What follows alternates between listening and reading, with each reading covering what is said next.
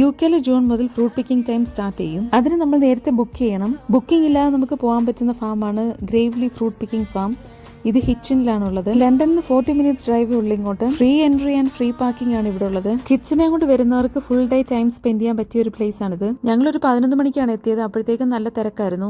അതേപോലെ ഇതിനകത്തൊരു കഫേ ഉണ്ട്. നമ്മൾ പോകുന്നതിന് മുമ്പ് വെബ്സൈറ്റ് ചെക്ക് ചെയ്യണം ഏതൊക്കെ ഫ്രൂട്ട്സ് ആണ് അവൈലബിൾ നോക്കിയിട്ട് വേണം അവിടെ പോകാൻ. നമ്മൾ കയറുന്ന എൻട്രൻസിൽ തന്നെ ബോക്സ് വെച്ചിട്ടുണ്ട്. Large, medium, small size. അത് ഫ്രീ ആണ്. അവിടുന്ന് നമുക്ക് ബോക്സ് എടുത്തിട്ട് പോയി ഫ്രൂട്ട്സ് പിക്ക് ചെയ്യാൻ പറ്റും. ഞങ്ങൾ മെയിൻലി സ്ട്രോബെറിക്ക് വേണ്ടിയിട്ടാണ് ഇവിടെ പോയത്. അവിടെ ഒത്തിരിയും സ്ട്രോബെറീസ് ഉണ്ടായിരുന്നു. നല്ല പഴുത്ത സ്വീറ്റ് സ്ട്രോബെറീസ് ആയിരുന്നു അവിടെ ഉള്ളത്. നമുക്ക് അവിടെ നിന്ന് തന്നെ പറിച്ച് കഴിക്കാൻ പറ്റും.